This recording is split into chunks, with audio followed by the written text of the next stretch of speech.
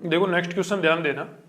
Next question में ये तो एक्स एक्सिस हो गई, ये क्या होगी बेटा वाई एक्सिस। कहा जा रहा है सेंटर ऑफ मास बताओ, मतलब सेंटर ऑफ मास की पोजीशन आपको फाइंड करनी है। इसमें एक ये वाली रोड है जिसका मास कितना है m, लेंथ कितनी है l। एक ये वाली रोड है जिसका मास कितना है m और लेंथ कितनी है l है। और इसके सेंटर ऑफ मास की पोजीशन बतानी है। किस पॉइंट के रेस्पेक्ट में बताएंगे? जब कुछ ना कहा जाए तो आपको ओरिजिन के रेस्पेक्ट में बतानी होती है, या फिर जो ऑप्शंस दिए हुए होते हैं उनके अकॉर्डिंग आपको डिसाइड करना होता है कि किस पॉइंट के रेस्पेक्ट में अपने को फाइंड करना है। ठीक है बेटा? तो देखो ध्यान दो, ये जो पूरी की पूरी रोड है, रोड तो अपने आप में यूनिफॉर्म है। रोड जब यूनिफॉर्म है तो इसके मास को बताओ यहां पर सेंट्रलाइज मान सकते हैं कि नहीं मान सकते? कितने पर? L/2 पर। L/2 पर यहां इसके मास को सेंट्रलाइज माना जा सकता है। तो ये वाली जो लाइन है ये कितनी होगी? देखो ये L/2 है, ये 30 डिग्री, तो L/2 sin 30। sin 30 कितना होता है? 1/2 होता है sin 30 1/2। तो ये कितना हो जाएगा बताओ? L/4। ये वाला कितना हो जाएगा बताओ? L/2 cos 30। L/2 cos 30। बताओ कुछ गलत तो नहीं लिखा मैंने? ठीक है जी। फिर देखो आगे ध्यान दीजिएगा, इसके मास को यहां सेंट्रलाइज माना जा सकता है कि नहीं माना जा सकता? मास को यहां सेंट्रलाइज मान लिया। बताओ ये वाला कितना हो गया? L/2। L/2। तो ये वाला बता सकते हो कि ये कितना हो जाएगा? L/2 sin 60। क्लियर है भाई? और ये वाला बता दोगे? ये वाला कितना हो जाएगा बताओ? L/2 cos 60। अब मेरे पास जगह नहीं है, बिना फालतू कंजस्टेड हो जाएगा, तो इसके अकॉर्डिंग हम लोग इसको सोल्व कर देंगे। क्या होता है बताओ? R centre of mass equal to क्या होता है? M1R1 plus M2R2 M1 plus M2। देखो R सेंटर ऑफ मास, पहले का मास कितना है बताओ? M। ये M है, ये कितना हो गया बताओ? L/2 cos 30। L/2 cos 30 कितना होएगा? cos 30 कितना होता है? √3/2। तो ये कितना हो जाएगा? √3L/4। √3L/4 I cap plus L/4 J cap.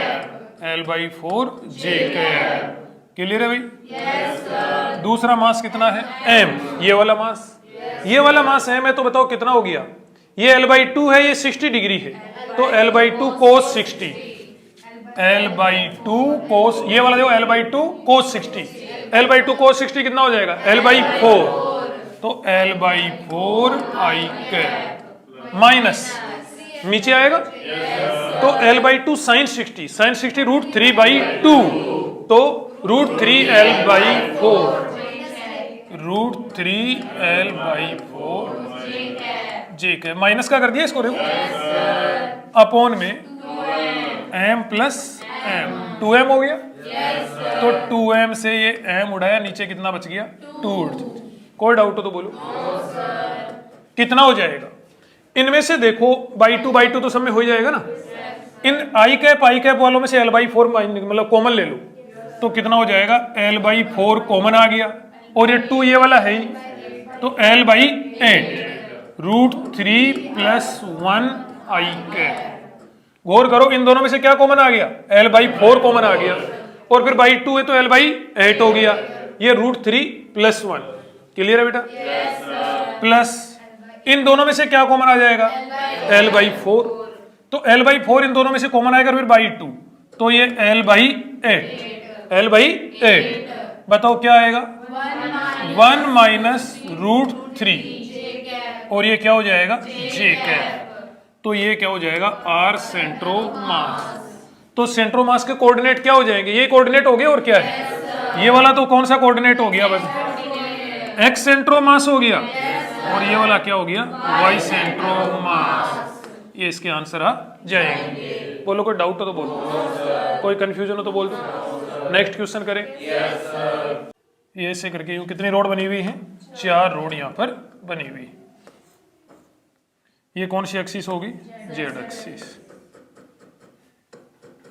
Each road के लिए हमें दे रखा है M, L।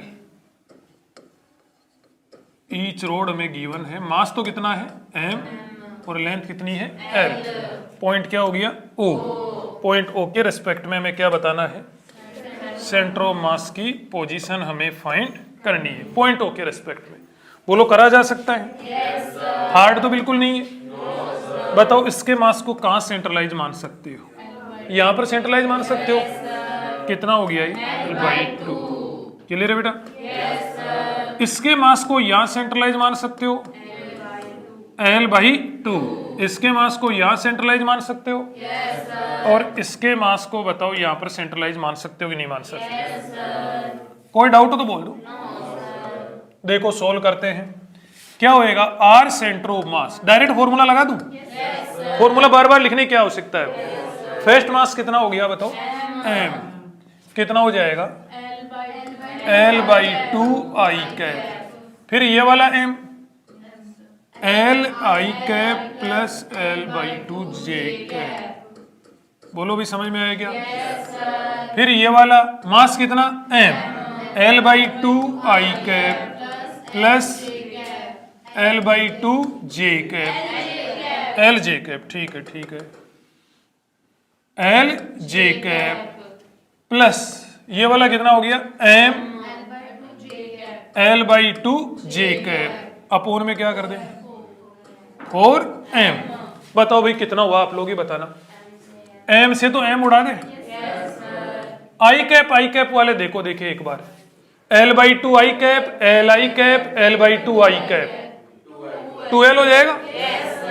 तो ये कितना हो गया, R centre of mass 2L/4 भी है, 2L/4 I cap plus J cap वाले देखो L/2 L और L/2 2L हो गया, 2L/4 J cap.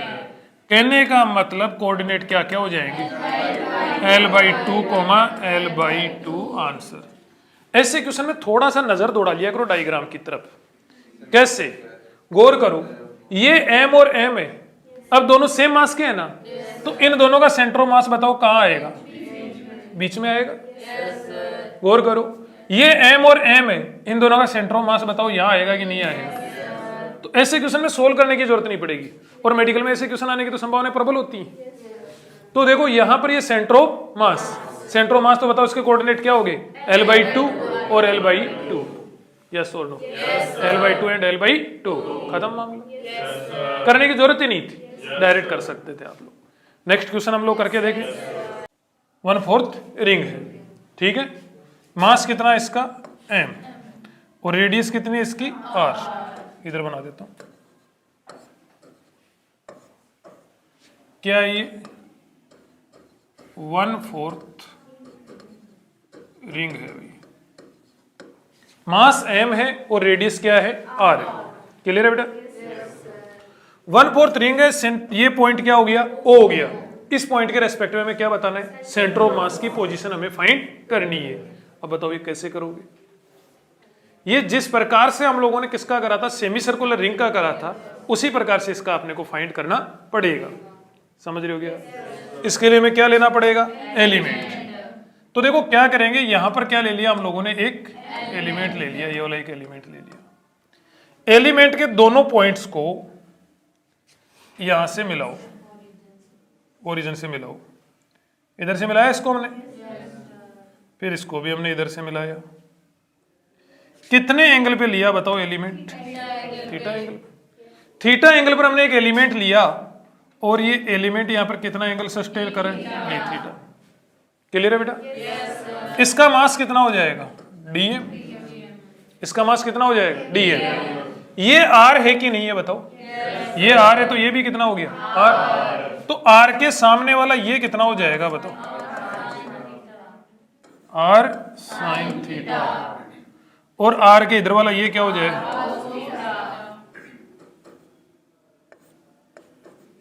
r cos theta. समझ रहे हो क्या इस बात? थीटा के सामने वाला r sin थीटा और ये क्या हो गया, r cos थीटा। एलिमेंट का मास dm, ये थीटा ये d। समझ रहे हो तुम लोग? मुझे एक बात बताओ, 90 डिग्री के एंगल में, कितने डिग्री के एंगल में, 90 डिग्री के एंगल में, π/2 एंगल में कितना मास डिस्ट्रीब्यूटेड है m, तो यूनिट एंगल में m/π/2, 2 कहां चला जाएगा ऊपर। अपने को डी थीटा एंगल में चाहिए, तो डी थीटा एंगल में क्या हो जाएगा बताओ, 2m/π डॉट डी थीटा। इसी को क्या बोल रहे हैं हम लोग, dm। बोलो समझ में आया क्या? इतनी हवा लगी। अब आगे बढ़े कैलकुलेशन की तरफ। यदि आपको याद हो थोड़ा सा, तो देखो ये रिंग होगी सेमी, मतलब 1/4 रिंग होगी। 1/4 रिंग का हमें क्या पता करना है, सेंटर ऑफ मास। क्या पता करना है, सेंटर ऑफ मास। समझ रहे हो? तो सेंटर ऑफ मास से कितने कोऑर्डिनेट हो सकते हैं, 2। एक तो एक्स सेंटर ऑफ मास और एक वाई सेंटर ऑफ, 2 कोऑर्डिनेट यहां पर हो सकते हैं। देखो एक्स सेंटर ऑफ मास क्या होता है, formula integration x dot dm integration, ये एक्सटेंडेड ऑब्जेक्ट के लिए ये होता है फॉर्मूला। बताओ भाई क्या होएगा, इंटीग्रेशन। ध्यान से बताना ये x क्या है, एलिमेंट का x कोऑर्डिनेट। तो एलिमेंट का x coordinate r cos theta, तो ये r cos theta dot dm बताओ कितना है, 2m/π डॉट डी थीटा, और dm का इंटीग्रेशन m से m कितना हो जाएगा, 2r/π तो बार इंटीग्रेशन में cos theta dot D theta. ये एलिमेंट कहां से कहां तक ले सकते हो, थीटा इक्वल टू 0 से थीटा इक्वल टू 90, 0 से कहां तक 90 तक। cos थीटा का इंटीग्रेशन क्या होता है, साइन थीटा। तो कितना हो जाएगा बताओ, 2r/π cos थीटा का साइन थीटा हो गया। अपर लिमिट माइनस क्या करोगे, लोअर लिमिट, तो साइन 90 माइनस साइन 0, साइन 0 कितना 0, साइन 90 1, कितना हो गया बताओ, 2r/π। ये क्या हो गया, x centre of mass, y centre of mass equal to आप लोग ही बताओ y, यस और नो, dm।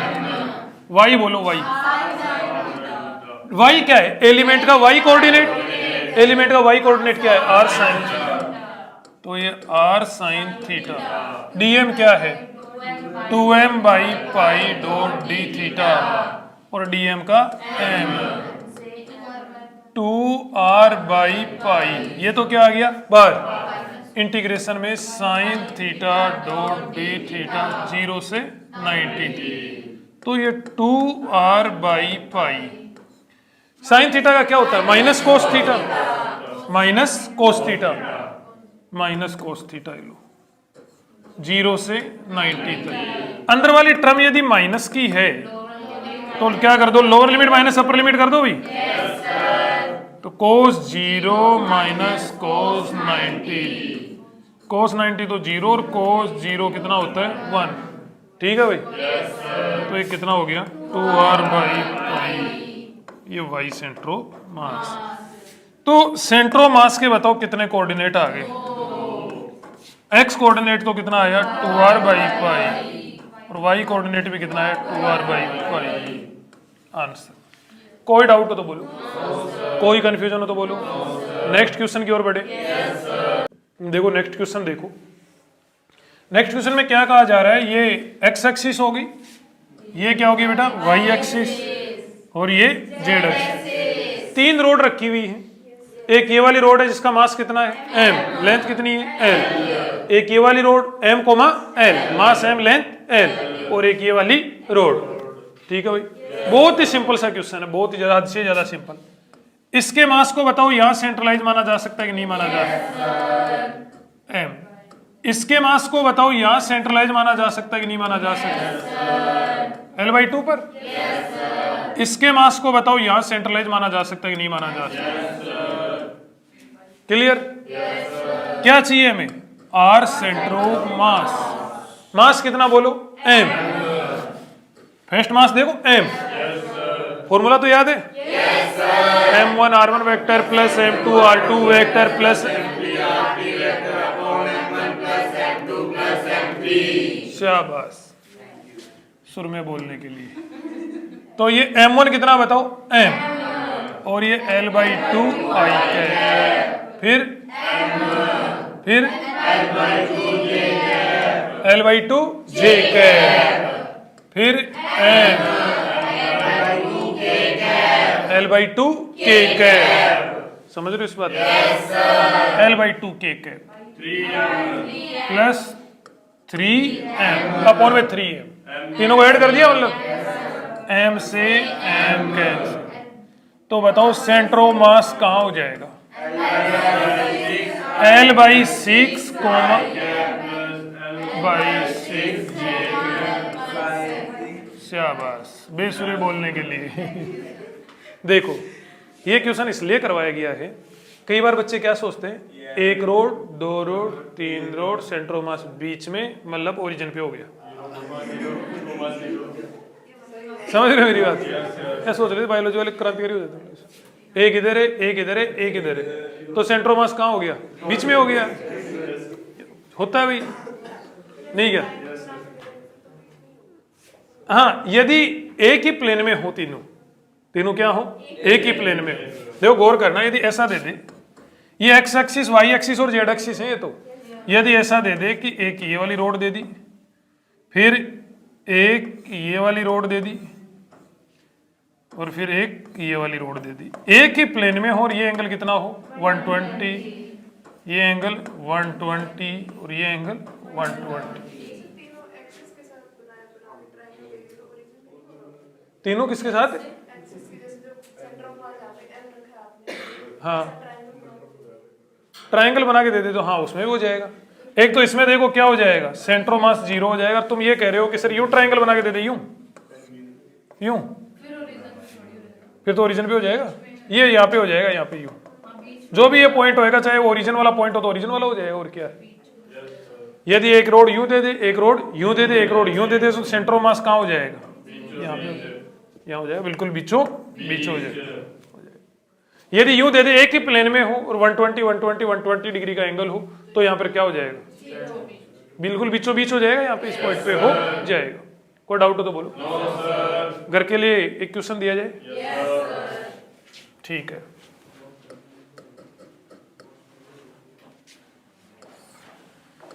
ये वाई एक्सिस है, ये एक्स एक्सिस है, और ये क्या है भाई?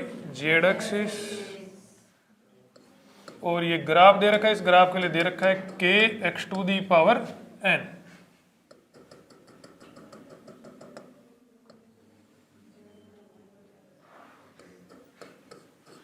क्या हो गया? ये यूनिफॉर्म डिस्ट्रीब्यूशन है भाई मास।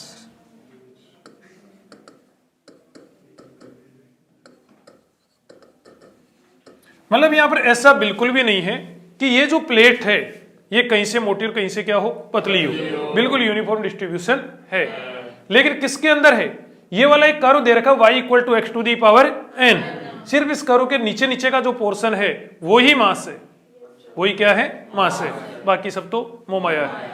ठीक है भाई, यहां पर x = क्या हो गया है? x0, और यहां पर x = 0, x = 0। k यहां पर क्या है? कांस्टेंट। आपको बताना है सेंट्रोमास की पोजीशन। क्या बताना भाई? सेंट्रोमास की पोजीशन आपको बतानी है। बोलो, कर सकते हो क्या क्वेश्चन? करके बताना, देखिए कल आप लोग करके लाओ। ठीक है बेटा।